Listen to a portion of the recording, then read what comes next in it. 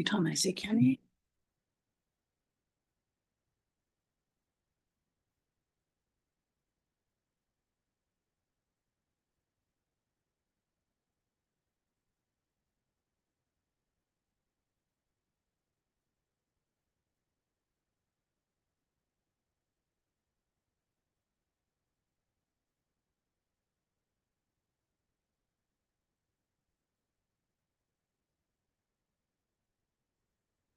Well, welcome everyone. I'll call the Regional Council meeting for December 8th to order. Just take a moment to acknowledge that the Northern Rockies Administration Center is located in the heart of the traditional territory of the Dene, Cree, and Dene Saw people of Fort Nelson and Prophet River First Nations. We further recognize the rights provided by our treaty. Excuse me. And also celebrate the contributions and the enduring presence of the Métis people in our region. Please be advised that tonight's meeting is available for the public to attend virtually, is being streamed and recorded. Council, are there any additions to the agenda? I have an agenda addition. I would like to add the email that we received from, oh my gosh, where is it? From Jeff. Dennis, Dennis Thompson, right? Okay, yeah, from Dennis. Oh, it's right here. Yeah, I want to add that to the correspondence part of the agenda. Okay, any other additions, CAO? No, Deputy Mayor. Okay, and anything from the mayor? Is he on? Nothing from me, thank you. Okay, great. Public comment period. Is there anybody online or in the gallery that wishes to speak to tonight's agenda? Okay, seeing none, looking for an adoption of the agenda, please. Councillor Andrews, seconded by Councillor Roper. All those in favor?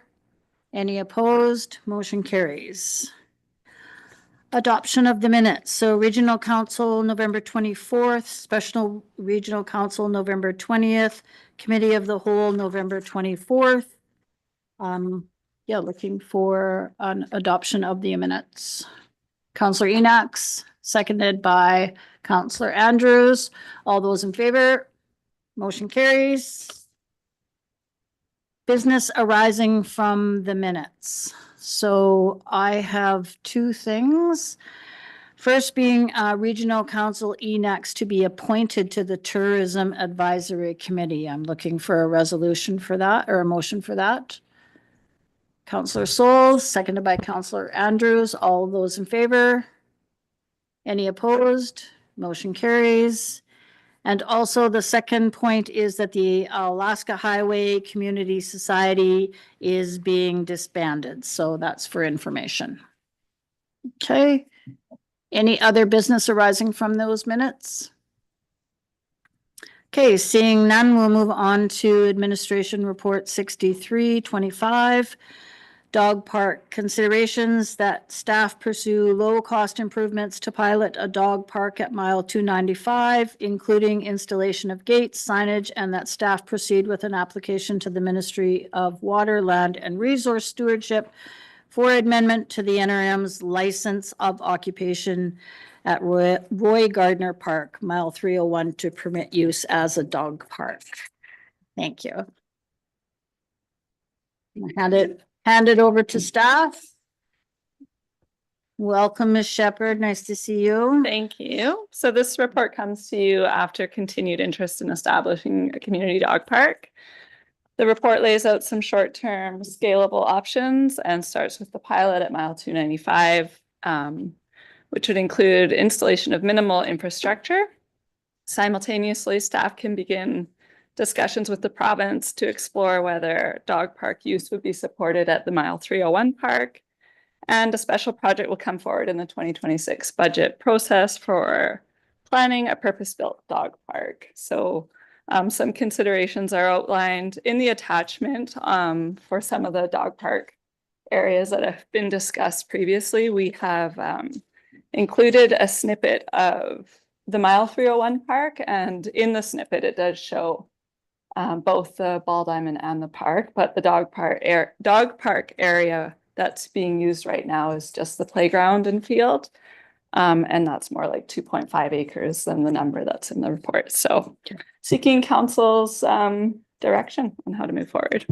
Okay, I just want to confirm that it is not encroaching and will not encroach upon the Roy Gardner ball diamond. Correct? It's just that separate play area that was once a soccer field. Yeah, any negotiating with the province, we can make sure that that's clear, that we would continue use of the ball diamond and hopefully, or see what their thoughts are on using that other space as a dog park. Okay. Councillor Roper. That was my exact question. Oh. But maybe I'll have another one. Okay. Are we settled on this location? Is there still room for debate? I wasn't at the meeting where this was discussed, so is it still up in the air or is this where we're going? Go ahead. So there was just some correspondence in the last month about wanting a dog park again. So this report came forward with some ideas of how to move forward. And so there's a suggestion that the pilot happen at mile 295 because it would be fairly minimal infrastructure required to get that going. And then staff can begin negotiating with the province. Right now, we have a license of occupation on mile 301 that doesn't permit dog use. So just to start that conversation and see where that goes, and staff can come back with another report once we hear back from them, learn more. Go ahead. Is the location at Lagoon Road, does that have less logistics to use for that use? Or is it just more expensive because it doesn't have the fencing already? Yeah, so there would have to be further study done. For sure, it doesn't have the fencing, where mile 301 could be fairly simple to upgrade from my understanding with rec. So Lagoon Road is definitely bigger, that location, but it would need a full planning piece built into it. I would really like to see a dog park naturally coincide with our walking trail. I think that would be a really good location. So that's my 2 cents. Okay, and this was the discussion was around just something to start to get ready as a pilot to see how it all goes.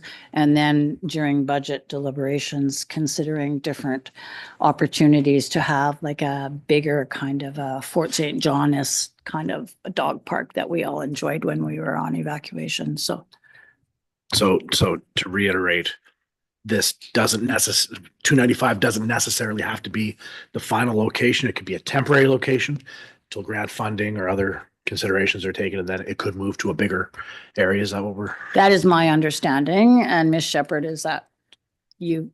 Or would this lock us into that No. if we decide to do the pilot there? Yeah, for sure. We've outlined the word pilot being that it's definitely a temporary thing. And I'm reminded of the share shed where it was a pilot to start with, came Mhm. back. These are some of the challenges. This is how we might mitigate those. And then council's eventual resolution to move forward with a permanent. So it could be temporary, it could be permanent, there could be both. It's all kind of up in the air for council's decision. Yeah. We also have the option not to do anything just yet too. So Councillor Andrews. Has any research been done on like annual maintenance and operations of a dog park? Like what kind of expense we might be looking at? No, not to that degree. I think that sort of would happen within the pilot, like seeing what kind of long-term maintenance requirements are. That was the other reasoning for doing a smaller scale and doing it as a pilot project so that we could get some sort of handle on how much maintenance would be required, how much attention to the area would be required, or would people be taking care of their own stuff, or? Councillor Enox? I'd just like to see if there was an option for part of it being on leash and then part of it being off leash. Myself, I'm scared of dogs, so I know how other people are too, especially with your animals. They don't know, not all dogs are friendly. Okay, Councillor Souls? Given the 295 location and so on, of course, there'll be some people closer to that will find it really at home, but a lot of people from town would actually have to load their dog up and go to it and drive to it. So, and the same kind of exists with the with the 301 site. And I was thinking that maybe we could just restrict the pilot to the 295 and then do the research that's necessary in the Lagoon Road and other areas that Mhm. where it would make sense to have something in town.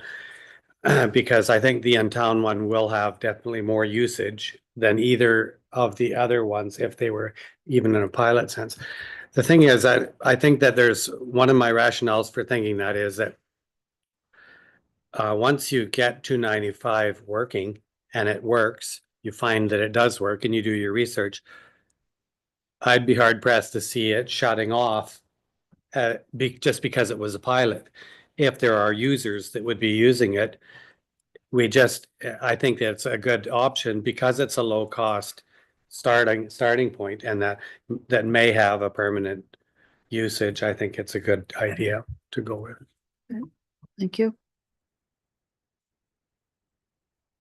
Counselor Andrews, sorry. No, that's fine. I noticed last summer Dawson Creek has an old ball diamond that has been converted and it seems to be pretty permanent there. I wonder if we could get some initial costs. I'm hesitant to do this prior to budget when we don't have a cost in mind. So I would rather see some figures before I made a decision.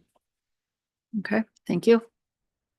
I did reach out to the Dawson Creek Society. So they established a society in order to be eligible for grant funding down the road. So right now I think were like given access to that ball diamond. Anyway, they didn't, wasn't able to connect with them, but my understanding is that it's fundraising for an eventual permanent park too. Yeah. Thank you. Mayor, did you have any comment? Sure. I agree with the recommendation. I think it's a temporary measure until budget time, where we can explore a project and figure out all of these costs that you guys are thinking about, and deal with picking a spot, how much it's going to cost, whether or not an NDIT grant can be got. So I think this, as a temporary measure, this is a good recommendation. Okay, thank you. All right, seeing no further comment or discussion points, what are council's wishes? Does anybody want to make a motion? Councilor will. Souls. Oh, go ahead, Councilor Souls, please. Recommend that low cost improvements to pilot a dog park at mile 295 are undertaken, including installation of gates and signage, and that staff proceed with an application to the Ministry of Water, Land and Resource Stewardship for an amendment to the NRRM's license of occupation at the Roy Gardner Park at mile 301 to permit use as a dog park. Is there a seconder? Councilor Enox? Oops. Any discussion on the motion? Seeing none, I'll call the question. All those in favor? Any opposed? I'm sorry, Councilor Andrews, are you opposed? Yep. Okay, so motion carries with Councilor Andrews opposed. Do you wish to be recorded? Yes, please. Okay, Thank you. great, thank you.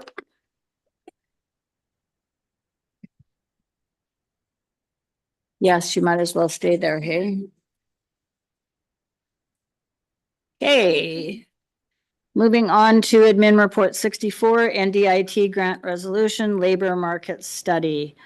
That the Northern Rockies Regional Municipality apply to the Northern Development Initiatives Trust Rural and Remote Employment Initiative Fund Labor Market Research Plans grant for an amount up to $50,000 to support a labor market study. Ms. Shepherd.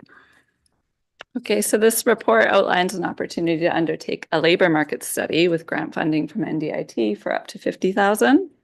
The study aims to address ongoing workforce challenges, including retaining temporary workers and understanding the role of youth and international workers in the local labor market. It would complement the NRM's current economic diversification strategy that's underway and would intend to provide actionable insights to support sustainable employment and economic growth. There's also an opportunity to coordinate with neighboring communities with an aim to complete integrated labor market studies across the region. So there would be both a local study and a regional study. The grant covers up to 90% of eligible costs, which would leave, if it was 50,000, would leave the NRM responsible for approximately 5,000 in 2026.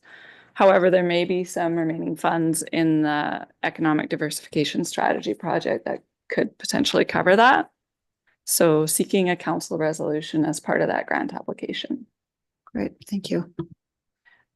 Any questions? Councillor Andrews. Is this something that would be contracted out, or is it an in-house study that would be done? It would be an RFP process. Consult. Okay. Mayor, go ahead. Thank you. I have more questions about the Northern Lights College. So I guess it kind of carries on from the idea of whether we're doing it in-house or whether it's done by consultants. So the Northern Lights, so the section that talks about Northern Lights College to work with us in collaboration with the other communities, a coordinated local labor market study. So that means I'm more interested trying to find out more information about what that looks like. Is that each of us does our own study and then they collect the information? Is it handing the money over them for them to do it? Is it they're expecting a certain portion of the grant to go to them so that they can coordinate between the communities? I'm interested in what that looks like. Good question, Mayor. Yes, thanks for the question. So this opportunity to coordinate with NLC did come a little last minute. And so we have had some conversations very recently about what that could look like. And I think what we would be seeking is the development of a steering committee outside of like before the RFP process, and then the steering committee of reps from the regional communities would develop a RFP and then work together to select a consultant. NLC has proposed the project, coordinating the project, but there is some room there to determine what that will eventually look like. If Lisa has anything to add, she's welcome to. Go ahead, Lisa. Did you have a comment or? Yeah, I think Hillary, you've covered it off. The role of NLC, like Hillary said, is really to be defined. They're the one proposing that there are synergies that could be gained, particularly through the Rural Community Immigration Program. So this would really look at local market demand and have that lens of immigration on it as well. So NLC would play, somewhat of an integral role in that regard, given their involvement in the RCIP program. But it really is finding those consistencies with the other communities of the procurement process, the surveys that we will put out to the employers, those sort of things, and then fleshing out what that role of NLC is going to look like moving forward. Great, thank you. I have a comment. I'm just wondering, to what level are our neighboring communities responsive to this? Like, do we know if they have already bought in, or is this Northern Lights College is just at the beginning stage of organizing? Yeah, thanks. We were able to have a call on Thursday afternoon with potential partners in Chetwynd and Fort St. John. So that was really helpful, and everybody's been game to further the conversation outside of NLC. So it feels like we've got strong partners interested in proceeding that way. And are they contributing funding as well? Oh, sorry. So the idea would be that they would each be doing their own application NDIT. We would be doing our own application NDIT. And so they would be separate grant funds and then working together after that in the steering committee. Okay, so we've got ourselves, Chetwynd, Dawson Creek, and Fort St. John. So we've got 4 communities applying for $50,000 each to do this labor market study. Thank you. Okay. Any further questions or comments? Okay, there is a recommendation on this report. Does anybody wish to make the recommendation? Councillor Rowe. I'll move the recommendation that the Northern Rockies Regional Municipality apply to the Northern Development Initiative Trust Rural and Remote Employment Initiatives Fund Labor Market Research Plans Grant for an amount up to $50,000 to support a labor market study. Thank you. Is there a seconder? Councillor Andrews? Any discussion on the motion? Seeing none, I'll call the question. All those in favor? Any opposed? Motion carries. Thank you. Thank you. Okay, moving on to report number 65, the draft government transfer policy. That the government transfer policy 73-25 be adopted as presented. Ms. moved. McIver. Yeah. Well. All right, we have been moved by the mayor and seconded by Councillor Souls. Is there any discussion? Oh, Councillor Roper? Just some wording in the policy. I thought that we decided to replace incremental with supplemental, but I see that incremental is still listed in there. I also see supplemental at the top, but then it goes to incremental when it gets to the different tiers. So I'm just wondering what the how council feels about that wording. That was just a miss. We had obviously not used find and replace. So, Okay, so then, We're using both terms right now in that policy document, so. okay, so what we wish is that all incremental be replaced, no, supplemental, no, did I say it right the first time? Incremental replaced by supplement. Okay, all right. so, sorry, No, that's okay. are you referring to the word within the objective section? In Um, reference what to section programs, is it? services and activities versus funding? let me see, I caught it earlier. There's a sentence that reads, provide sustained development over time to support programs, services and activities incremental to those offered by the NRRM. So that's refers to a program, service or activity versus funding. So I'm not Okay. sure if that's, we can absolutely replace it. But that kind of suggests that we're looking for services, programs and activities that are beyond those offered by us. Whereas we wanted to be sure that the funding is supplemental, not incremental. Okay, well, that makes sense to me, because You're good? we do have supplemental in the upper part of the document, so. So we're good with as it's written for now anyways. Councillor Andrews, did you have a concern? Well, just to further that, I just scanned into here and where it says grants over 15,000.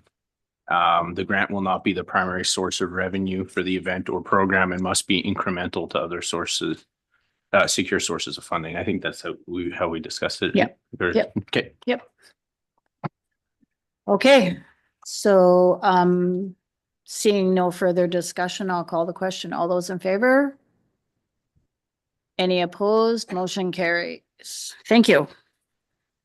And thank you to everybody, like council and staff especially, for the ongoing commitment to getting this policy up and running. Yeah, I know it was not without its challenges, so I appreciate everybody's perseverance and hopefully it does what we hope it will do. Okay. Moving on to admin report 66, additional information for the bulk fuel light industrial regarding insurance and administrative options for discussion. Good evening, Mayor, Deputy Mayor, and councillors. Before you is a report to follow up concerning the conversations we've been having with council regarding the proposed bulk fuel plant located at 4401 55th Street. This is additional information following the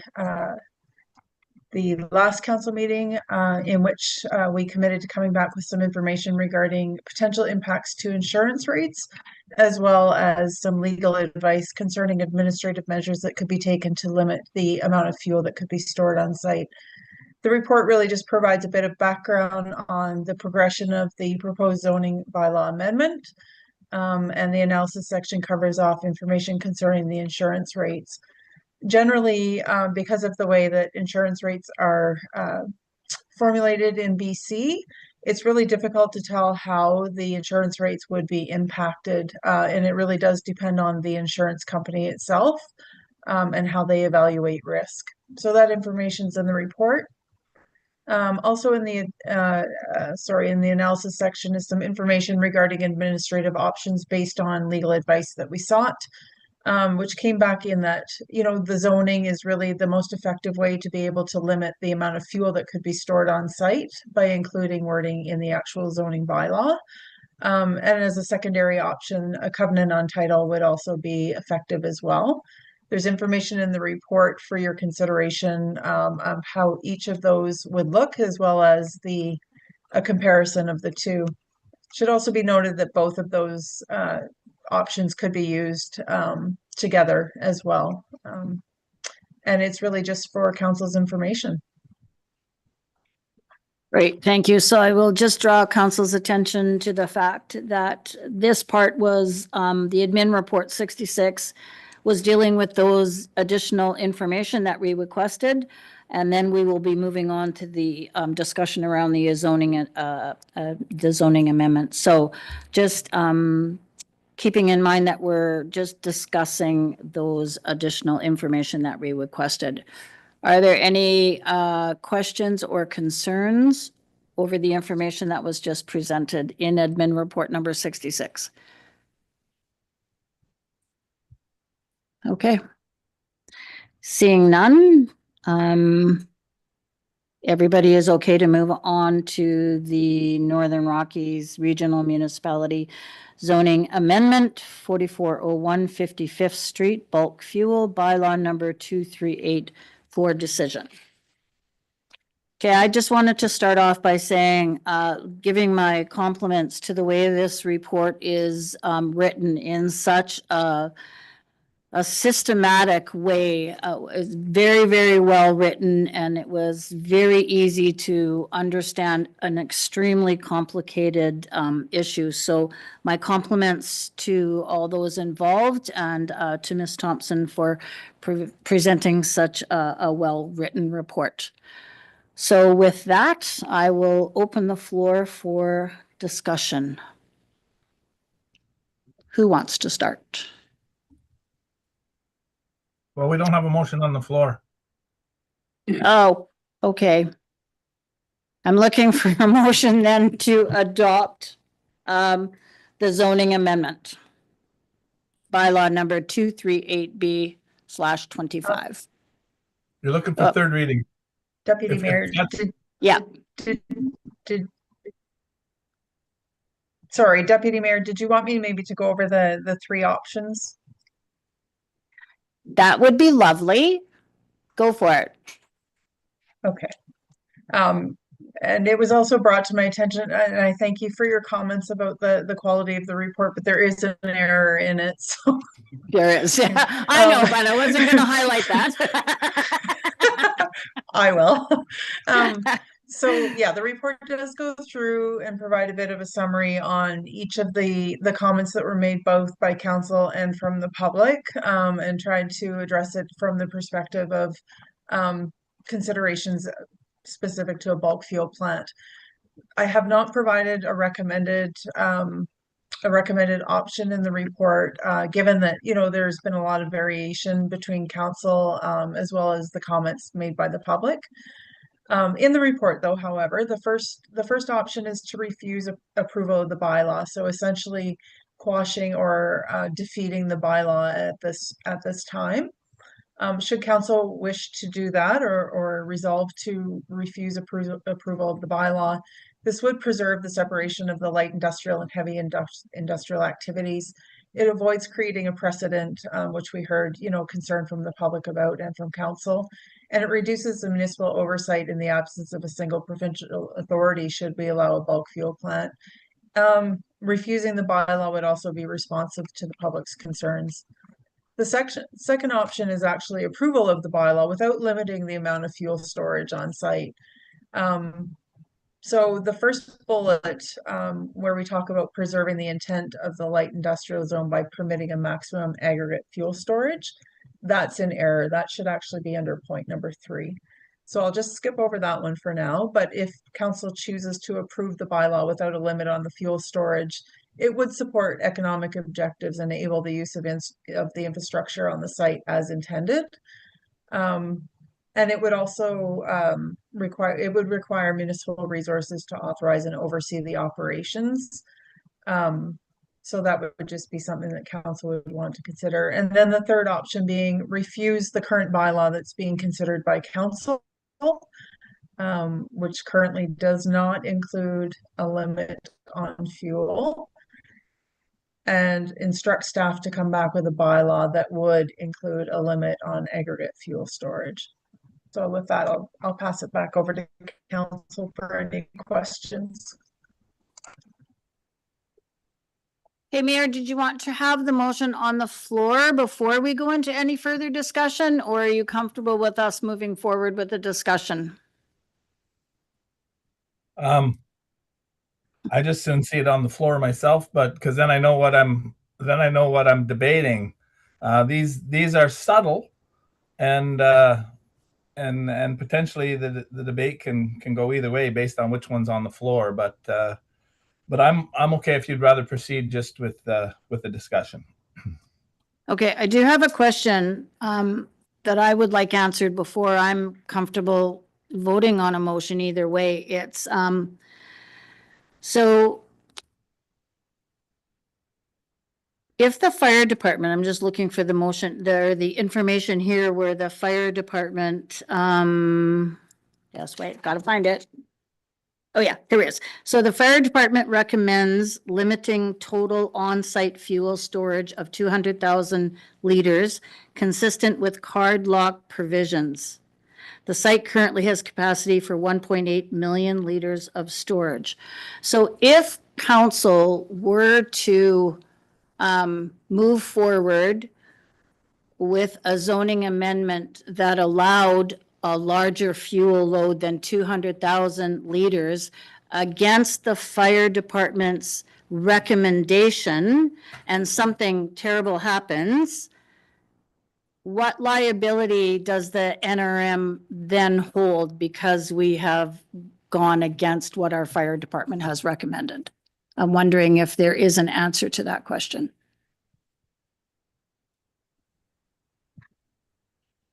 I can provide you with my own opinion, which I'm sure you're not looking for, but no, we don't have legal opinion on what liability there would be.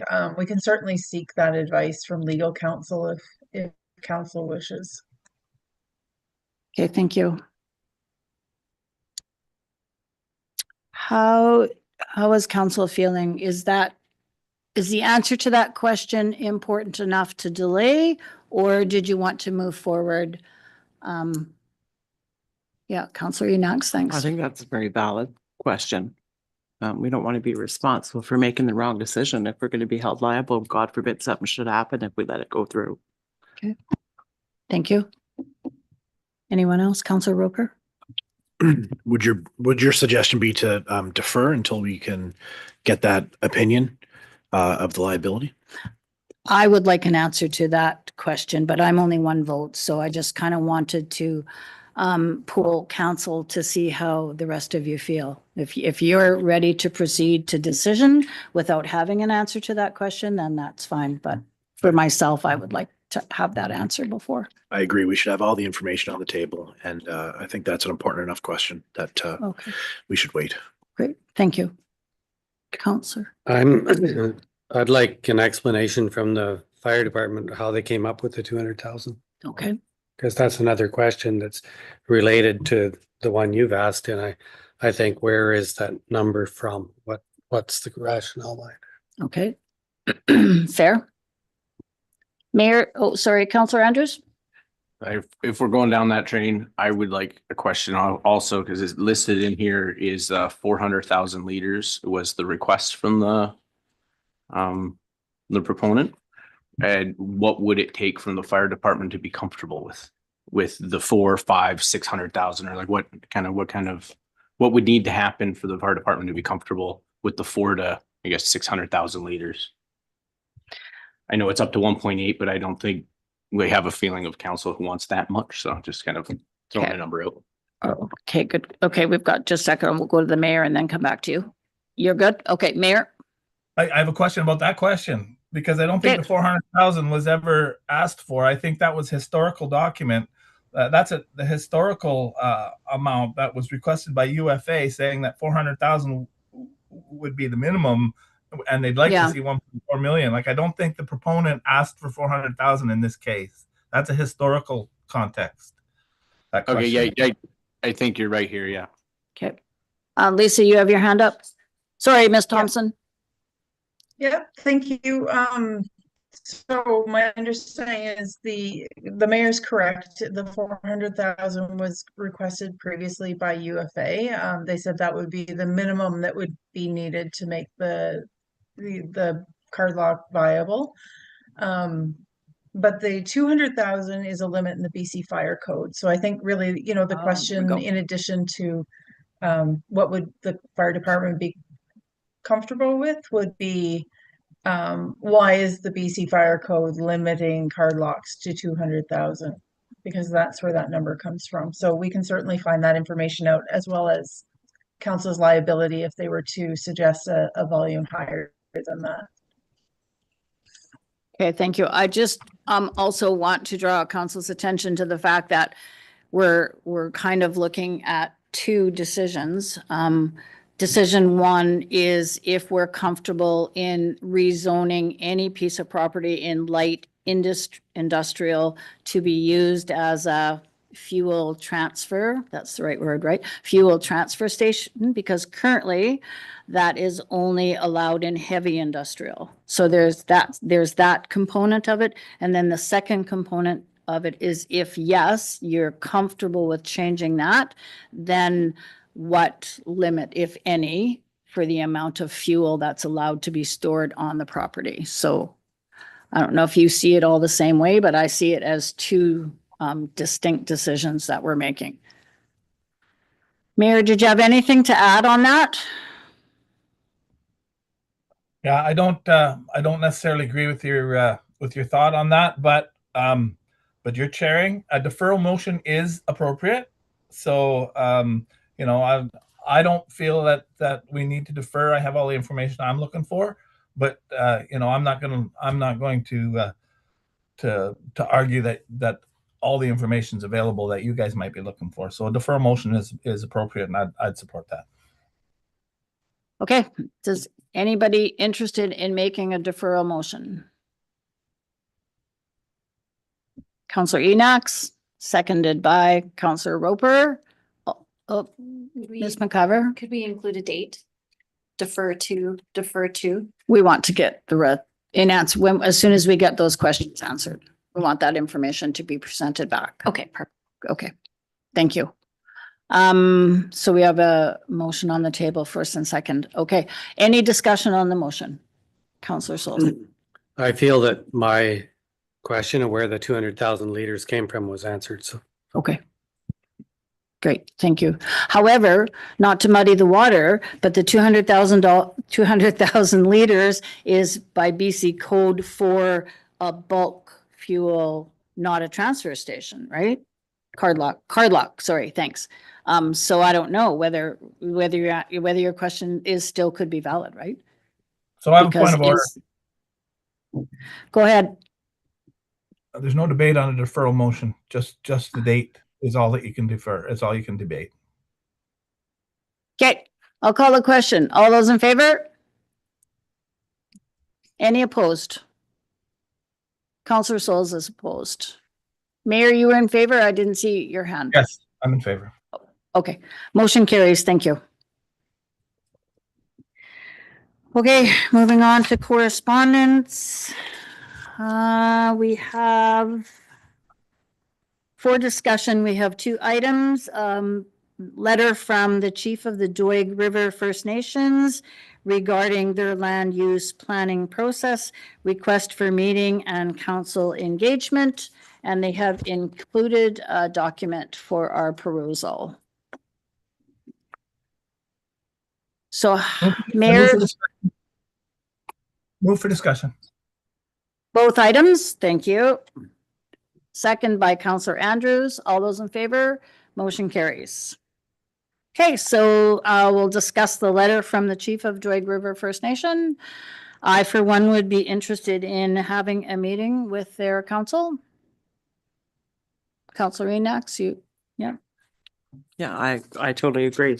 I've seen quite a bit of this presentation previously when I went down to the World Cafe in Port St. John. Yeah, it's pretty, yeah, it's pretty good. Good. Okay. So do we need a motion to, Mayor, go ahead. Thank you. So I also agree that a meeting would be great. You know, finally, we've got an order of government who is doing consultation the way it should be done. Right. So we've got the Doig River First Nation. It may not impact us specifically, the land use planning that we're talking about, particularly the Kizadze Park, but it does impact us regionally.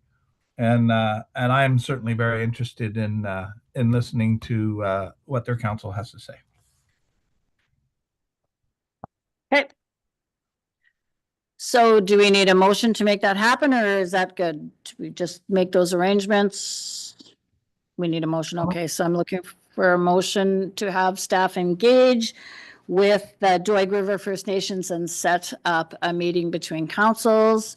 Motion by Councillor Enoch, seconded by Councillor Andrews. All those in favor? Any opposed? Motion carries. Okay, the next item is the email that I forwarded from Dennis Thompson. And he writes, I'm wondering why the most northerly town in BC doesn't put a stop to BC Hydro's planned power outage when it's not an emergency. I know it's not just a call to the planner, but if you go high up enough the ladder, I'm sure you will get some results. Changing a pole from November to March is harder and more costly than doing it in summer and a way more inconvenient for the public. The only reason the power should be shut off in the winter is if it's an emergency, and changing a pole definitely isn't an emergency. BC Hydro will give you all the reasons why they have to do this work in the winter, but none of them are valid. Thank you for your time. So open for discussion. I would like us to connect with BC Hydro to provide some sort of an explanation as to why, I mean, I think that there's legitimate reasons why the pools have to be changed. I know, like, we don't want it happening maybe in the summertime when we're in fire season, and definitely don't want it when it's like wintertime cold, but maybe the shoulder seasons. However, we don't know, like, we've worked really hard to ensure that we have a crew, a BC Hydro crew in town in the winter, because remember, for a while we didn't. So anytime anything happened, then the crews were coming from Fort St. John, which was a huge delay. So I don't know if that's part of their reasoning, but I, for one, would like to get some information from Hydro as to what their rationale is and what their minimum and maximum temperatures are. And yeah, so I don't know. Councillor Enox? I had the same thoughts when Dennis sent us that email. I think Fort St. John had just done that, and it was pushing 20 below, and they were out of power all day. So I don't know if that's where his concerns come from. I don't recall a power outage here in the last little while, but I might have missed it. Yep, go ahead. So just a bit of an update.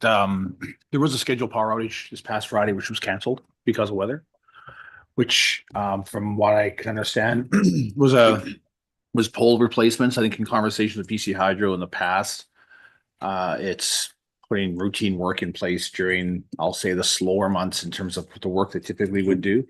And yes, we did ask for crew to be here, but at the same time, I don't think we're asking for them to pull the power during extreme cold days. I did reach out to Bob Gammer over the weekend, who is who's back in the saddle from a public relations perspective for the North, and just advised that there were some concerns raised regarding the potential scheduled power outages and to get some sense of where they are with them in terms of what their thresholds and whatnot might be. They said during heat events and hot summer days, they consider that, and during the colder weather, they look at what potential norms would be, the duration, what the impacts might be. And again, that's for, I'll call it regular, I'll say it's renewal, replacement of poles, not emergencies. Because of course, it's emergency, they're going to take something down. He indicated that I asked specifically what the thresholds would be, because in the email, he didn't provide a threshold or in the correspondence, and asked, when we say norms, do we mean the typical norms, which currently today our typical averages are -15 highs and 23 below lows at night. And and the response was essentially at 15 below, they would use that as a threshold to, I don't know if this is static or just happened because it's -15 is the low, is the high for our current time of year. So I did advise that there could be concerns with I'll say a lengthier multiple hour power outage if you're without power, from a heat perspective and how homes losing heat and potential other issues. And he did advise that there was another power outage scheduled for this Saturday affecting less than 5 customers, which based on forecast, as we know, we're seeing some extreme cold, we're going into a bit of a dip, that's most likely going to be canceled. But I think it's good to get an understanding where that threshold truly is, and I guess as a community and what the council feels is acceptable, not acceptable. Great, thank you so much. Okay, any further discussion? Okay. Did I put a motion on the table? I forget. No. Okay, well, I would like to make a motion then that we write a letter to BC Hydro outlining our concerns and looking for some information on when this or what the thresholds are for scheduled maintenance in the winter season, I guess. Seconded. Thank you. Any further discussion on the motion? Okay, call the question. All those in favor? Any opposed? Motion carries. Thank you. Oh, sorry. And then could somebody write to Mr. Thompson and let him know? Okay, thanks. Okay, so for information, I'm looking for a motion to include the following for information only: a letter from Christine Boyle, Minister of Housing and Municipal Affairs, UBCM follow-up, letter from Megan, I don't know, Lahiti, Mayor of City Port Moody, Bill M216 2025 Professional Reliance Act, letter from James Cole, Executive Director, North Area Ministry of Water, Land and Resource Stewardship, re-engagement in the Casca BC Land Use Planning Project. Letter from Nina Kruger, maybe, Minister of Public Safety and Solicitor General, UBCM follow-up. Letter from Nicole McDonald, Mayor of City of Pitt Meadows, regarding concerns regarding Bill M216 2025 Professional Reliance Act. And letter from Sid Tobias, Mayor of the Town of View Royal, M216 Professional Reliance Act. Looking for a motion to accept. Councillor Enoch, seconded by Councillor Roper. Any discussion? All those in favor? Motion carries. Thank you. Okay, moving on to new business.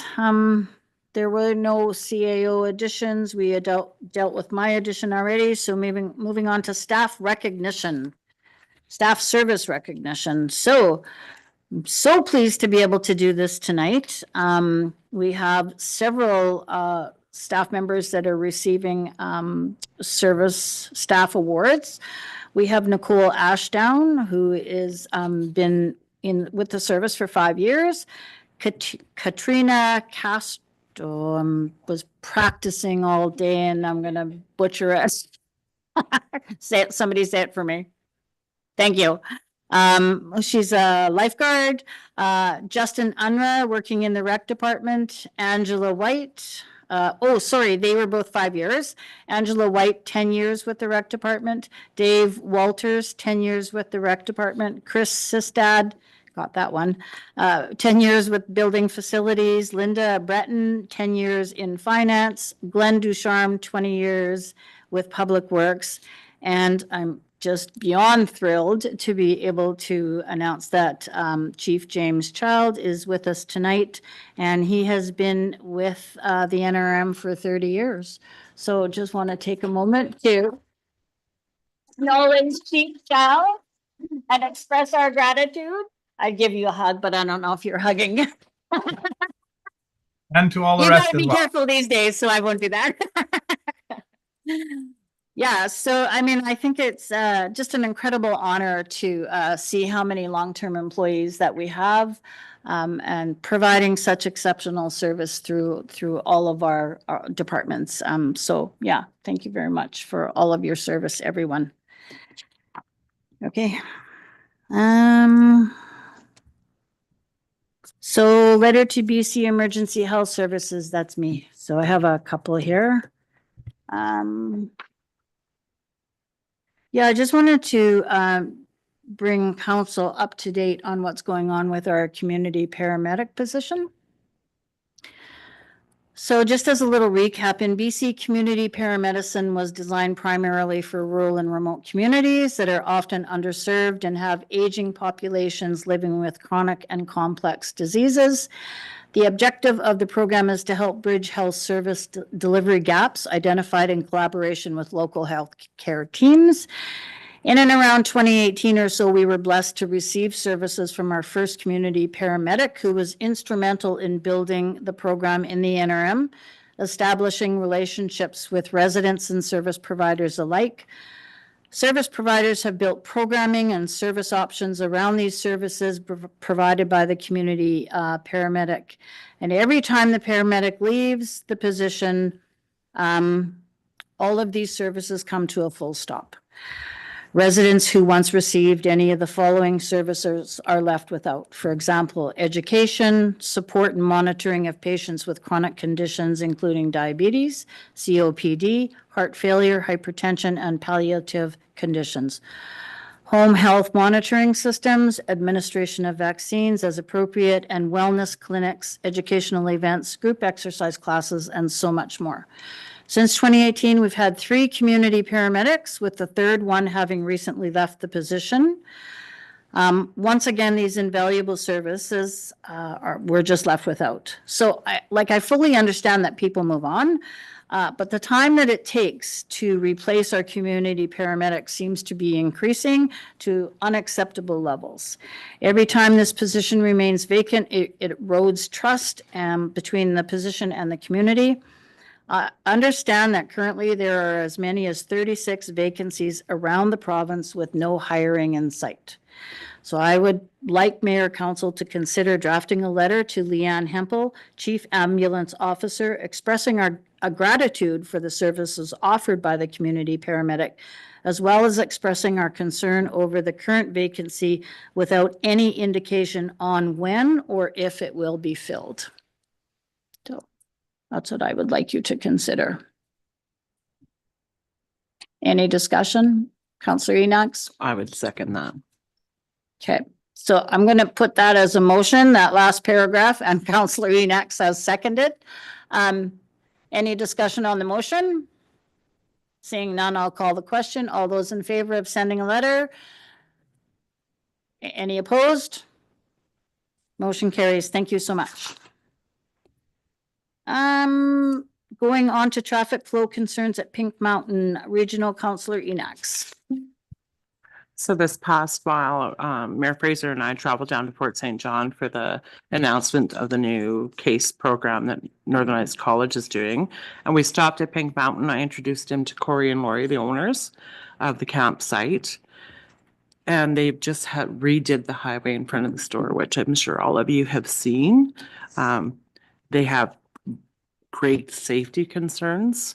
The turning lane now, well, I can back up. They only have one entrance now, and it's narrow. The trucks still stop, when they can, and they stop on the turning lane right on the highway now because they can't get in and turn around. Oh, I see. Years ago, one of the cooks from the hotel walked across 2 lanes at the time, and now there's 4, and she was killed. The cement barricades, if you're in a little vehicle, you got that one exit. And if you're in a low vehicle, like a little tiny car, you can't see traffic coming from either way until you're actually out there. So I didn't know if there was something that we could do to help them rectify this problem. I know it's not our area. However, we all travel that highway. I'm sure we're not the only ones that always stop there. But I can pass it on to Mr. Barry if he has anything else to add, any more information or. Did some just preliminary discussions just based on conversations with Counselor Enax. Just I did chat with the owners to get an idea, considering especially out of our area. So I'd asked if they'd I asked Lori if she'd chatted with or had any conversations with anyone with the Peace River Regional Yeah. District. Is it a local government within that area? Of course, and there hasn't been any discussions with the PRD.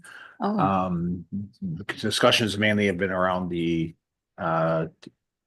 requests through Ministry of Transportation, Public Works Canada, as a result of the changes that were made there. We did receive some information from Public Works Canada specific to the design, and we discussed with the property owners at the time. And the requirement, I'll say, from the tax standards, which are the transportation and safety standards, which have a limitation in terms of the amount of access you can have to a highway in terms of the space between access on a highway, which is limited to like 300 meters or something like that. So that's reason why both properties on either side, so the Buffalo Inn on one side and then the campground on the other side of the highway had their additional entranceways removed. There's still 2 of the Buffalo Inn because one's for enough, the distance is far enough apart to allow what's deemed a safe access to the highway or access to the driveway access piece. So it's up to council, I guess, what I would like to proceed. okay. Mayor, go ahead. Thank you very much. So as Councilor Enax has said, I was with her when we stopped and talked to the owners. You know, I think this is a case of the unintended consequences of trying to do the right thing. As Scott has said, you know, there is design criteria and policies that the federal government has, you know, based on the fact that it's a brow of the hill, based on the fact that it's the distance, as he said, between entrances off a particular highway. There's a couple of things going on here, and Councilor Enax has fairly pointed it out that because them trucks can't get in there, the no post guardrails in their way, they park in the turning lane, and you can't actually turn from the turning lane anyways because it's too tight a corner when you're in the turning lane to try to get around the end of the no post guardrail. So it's, you know, so they have to swing out into the highway anyway in order to make a turn in there if they're heading south. North, it works fine. But there's not enough room in the yard then once the truck gets in there to adequately turn around and get back out on the highway to continue going north. I mean, I think the answer there is just to pull that, it's just to make one big, long, wide entrance there. But again, I'm not an engineer for the highways, but there's a wreck waiting to happen here. It's the same with the 2 turning lanes, even going into the other. If you wanted to go straight across the highway from the Buffalo Inn across the road, then and there was a truck turning in the turning lane in, you can't see anything that's in the main lane around him.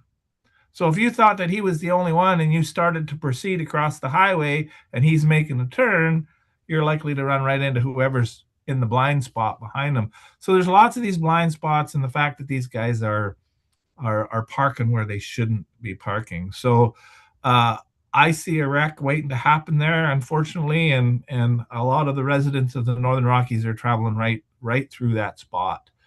So I agree that we should probably be starting a conversation or lending our support to a conversation with the ministry. And, there is some design criteria, I get it, but in this particular case, the design criteria has created an issue in my view. So I would agree that we start a conversation, and I did reach out to the area C director, and to tell you the truth, I'm just forgetting his name. It did not respond to me. So I'll also continue to try to get a hold of him. Okay. Is there anything that council would like to do as a council? Connect with PRRD or connect the owner with PRRD? Or do we want to just leave it at the mayor trying to connect with the area C councillor? I'm happy to do that. Okay, well, we'll do that as a minimum. And then Okay. is there anything else that we want to do? I don't know, what else can we do? Well, we could. It's a start. We could acknowledge or send a letter to the PRD introducing the owner to the PRD, because I don't know why they wouldn't have already contacted them, but they haven't. So why don't we do that as a step? We can briefly outline what the concern is and then leave it up to, well, I don't even know. Like at first I thought, well, it's not our area, but Councillor Enochs and the mayor make a really good point that we're all traveling that road quite consistently, right? And it's So, a hazard. If you could sit there and watch it, it is a Yeah. definite hazard. Councillor Souls? I think that of course, it's not in our zone, but that doesn't mean it isn't our problem. And I think that we should actually write them a letter from a safety point of view, that our traveling public from the Northern Rockies has to deal with this issue. And it's a serious hazard that's been created by Modi. So I think that's the kind of thing then, rather than just introducing PRRD to the campground owners and saying, deal with it, we're actually lending them another lever by just writing a safety focused letter. Writing the letter to the PRD Letter or to the ministry? No, send it to Modi, but CC to, CC it to the campground. Is that a motion? Yes, that's a motion. And seconded by Councillor Enochs. Any further discussion on the motion? Seeing none, I'll call the question. All those in favor? Any opposed? Motion carries. Okay, great. 9.5 is the Muncho Lake Campground. That's me. Sorry to make this meeting really long, people. So I just wanted to bring to council's attention that in 2020, BC Parks purchased a fully operational, privately owned RV park at Muncho Lake. This RV park provided multiple sites with power. There were tent camping sites and there was access to the lake. It had showers and washrooms. I'm not exactly sure how many sites were available, but in most cases you could usually secure a site even on the weekend. The RV park took the pressure off both Strawberry Flat and McDonald campgrounds. Since purchasing the RV park in 2020, BC Parks, it has remained closed, which has obviously added pressure to both McDonald and Strawberry Flat campgrounds. At the November 19th Northern Rockies Roundtable meeting, the minutes reported that a conversation was had around the inactive campground at Muncho Lake. The minutes reflect that an opening does not seem to be close at hand and is related to funding. So having requested more information, Lisa Thompson, the NRM's Director of Regional Development and Planning, contacted BC Parks and received the following update. BC Parks has their annual planning meeting for Peace and Liard Parks in mid-January and can likely provide more information about the future of the Muncho property after that. Regionally, BC Parks would like to see that campground reopen. However, we do not currently have confirmed funding. It will be a discussion in January where it sits on our list of priorities. So I would like to propose that if council agrees, I would like to see us step up our lobbying efforts with BC Parks to hopefully ensure the inactive campground at Muncho Lake receives the funding necessary to get it operational, hopefully in time for the 2026 season. As a beginning point, these lobbying efforts could include a letter to BC Parks to be received in time for their consideration before their January planning meeting. A letter to the minister responsible for BC Parks, Tamara Davidson, highlighting the history of the RV park, taking it from a fully functioning operation into a long closed resource, and outlining our wish to see it reopen for the 2026 season, and any other lobbying efforts council or staff determines might be effective. I'll make that a motion. Seconded by Council Enox. Any discussion on the motion? Councillor Andrews. Can we maybe add in there that if they don't have any capabilities to secure funding, that they'll put it back up for sale? Oh, I like that. Yep. Okay. I don't really want to add to the motion. I just was thinking that the other options, just put yourself in the shoes. You buy a campground that's functional and then you shut it off, knowing that everyone around you wants it to operate. And you say you sit on your hands because you can't get the funding. There's a lot of people jockeying for the funding in the province now Yeah. because there's a shortage in the kitty.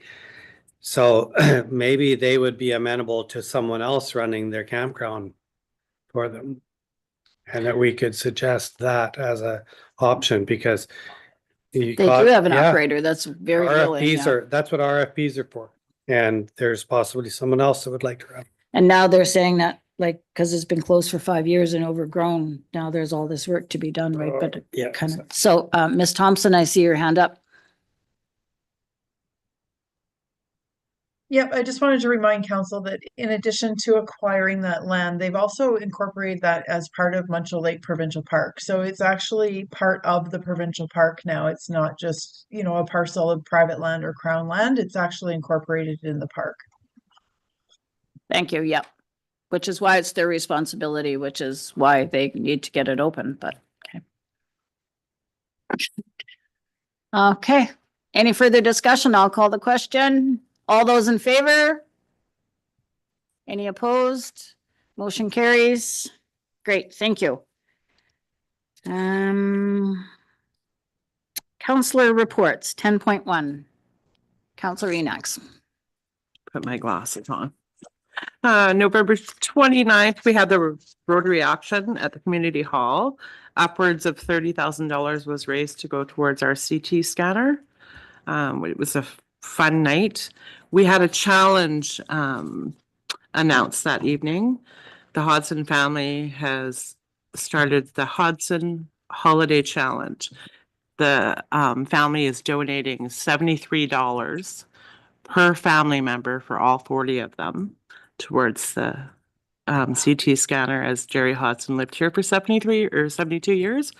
So the challenge to all the residents in Port Nelson is to donate $1 for every year you've lived in Port Nelson towards the CT scanner. December 3rd, I attended the CASCA meeting. And then what else did I do? Oh, I had a meeting today and now I'm here. That's it. Short and sweet. Thank you. Mayor? Thank you. I also attended the Casca meeting and a couple others. I just don't have them in front of me. But what I really wanted to say is I wanted to provide my thanks to all of the staff, recreation staff, for the light up, the community light up last night. It was good. It was well attended. We had a little bit of a mishap when we were trying to sing Santa Claus in. I drove back from Fort St. John yesterday and practiced the wrong song, singing it for 4 hours. Got there and found out that the choir was going to sing a completely different song. They had it on. They had the words up on the TV, but Sorry, I missed that. The choir couldn't see it, and so the choir was, half a chorus behind everybody out, and so it was a bit of a mess. So whoever is the mayor next year, this time, should just take the time to get with the choir and make sure that we're all aligned so that singing Santa Claus down the stairs works out a little better. But it was fun. Everybody had a lot of fun. We had a good laugh over it, and yeah, I certainly appreciate all the hard work that our staff did to put that on. Lots of people visiting, eating hot dogs, popcorn, hot chocolate. That was great. And finally, to all of those folks that braved the frightful weather and either watched or participated in the parade, was wonderful. Especially the Zamboni driver.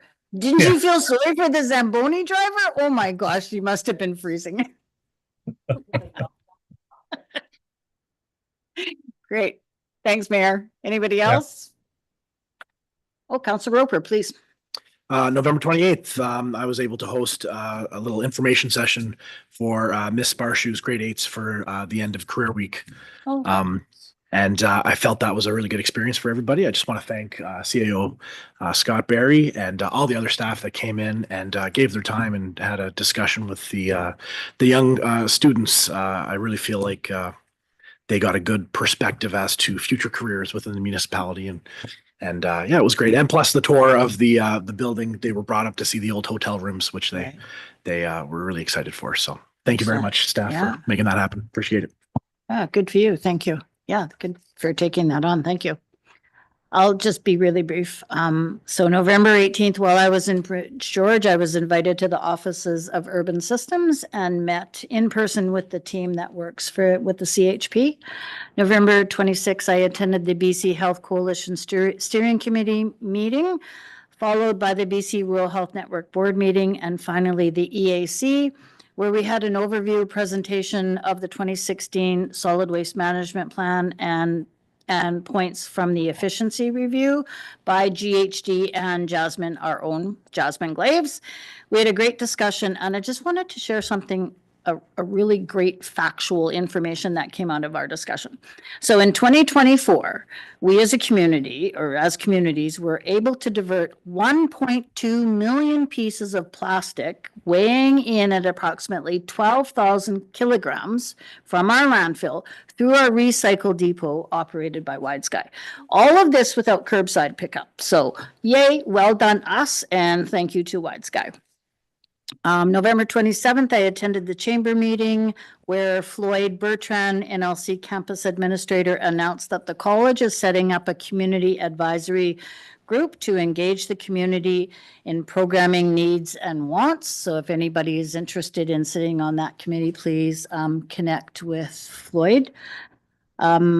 December 3rd, as everybody has said already, along with the mayor, Councillor Souls, Councillor Enox, and Roper, I attended the Casca land use presentation, and we have a follow-up tomorrow taking place.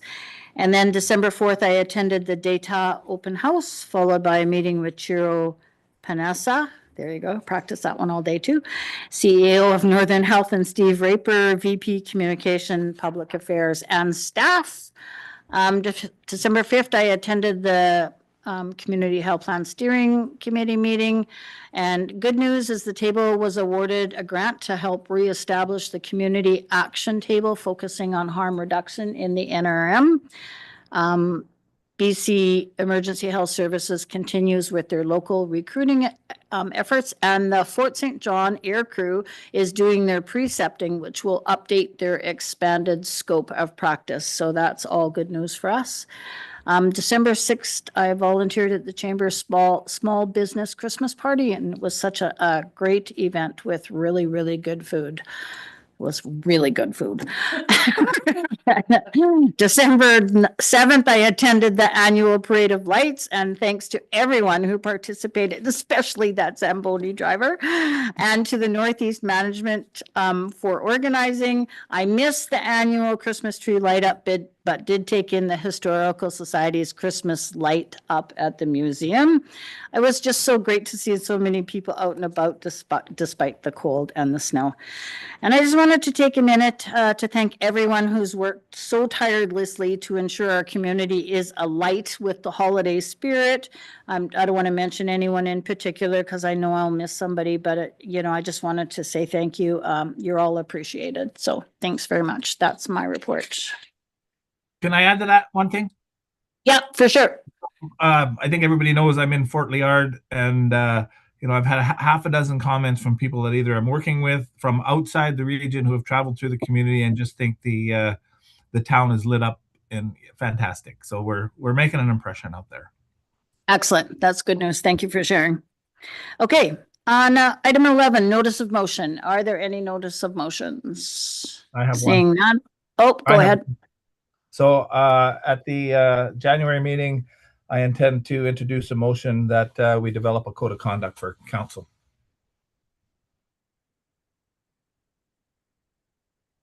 Okay, Thank you.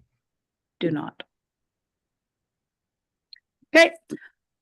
Anything else? Seeing none. Item number 12, public news media question and answer period. Any questions? Sorry, I can't see it. Sorry.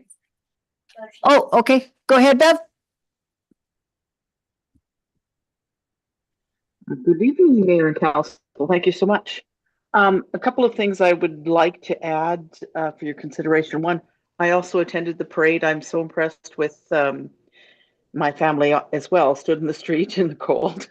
I'm so impressed with the people that came out and not only participated in the parade, but provided us with a parade of lights. So thank you very much. I did want to comment on the Muncho Lake Campground. So I think another consideration of council is, while we do certainly need the extra campground at Muncho Lake, and there's synergies to be had, a consideration needs to be that we only have one other campground currently there, privately owned, Northern Rockies Lodge, that is offering powered sites. And BC Parks need to be cognizant of the costs attached to operating that and providing those sites, and should not be undercutting other operators in the region. So typically BC Parks do not have any powered sites here. So I think that's just a consideration that we need to be conscious of.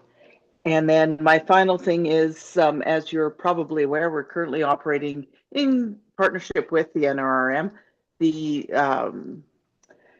Buy Local contest, Shop Local contest. And this year we've actually been tracking the spend of those as much as we can, the spend of those receipts that are coming in. And we are currently, since we started, this will be our third week, at over $15,000 in local spend coming into us in receipts. So of course that doesn't include people that are not sending us in their receipts, but it's really cool. And I think an important piece to let you know about, and we will be certainly putting it out there later on as well. Right, great. Thank you, Ms. Vandersteen. And it's my understanding that BC Parks is no longer entertaining the notion to turn that unused campsite into anything with power. It'll just be regular BC camping without power. So, but that is a good, yeah. I think that's important to note, that we don't want to be competing with the business that's there. Thank you for bringing that up. Okay. Absolutely. And if I can make one more point, sorry. Yeah, that's okay. Sorry. I'm very flexible. BC, thank you. BC Parks is kind of across the province and maybe even across the country nationally, moved away from how they have done, auditoriums and nature talks and all of those kinds of things. And I think there would be interest from both the private campground there and others to see some place where people could go to have those talks, or that they could encourage, further exploration of the area and an education of what this region brings. So I don't know if there's appetite for that from a council perspective, but certainly some possibilities. Great. Thank you. Okay. Seeing no further questions or comments, looking for a motion to adjourn the meeting. Councillor Roper, seconded by Councillor Enox. All in favor? Motion carries. Thanks very much, everyone. Thank you. Okay. Thank you.